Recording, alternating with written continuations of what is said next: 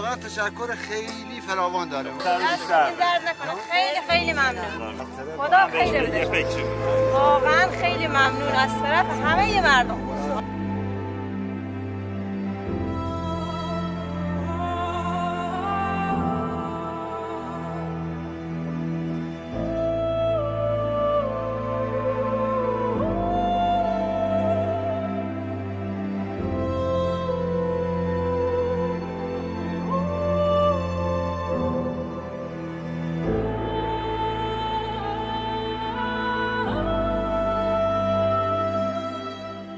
دست شما درد نکنه. خیلی ممنون.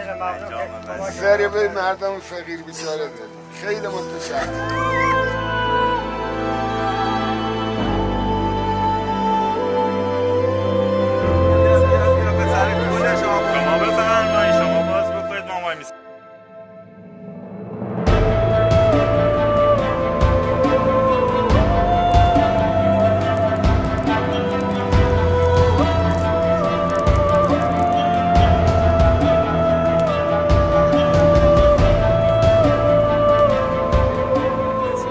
ما خیلی خوشحال کرده، ممنون کرده که این آب اینجا بران انداخته و هر ثواب این خونه به اندازه یک شهر، یک استان، تک تک شما که قدم می‌گذاشتید و زحمت کشیدید، انشالله که ثواب خدا به شما چند برابر بده.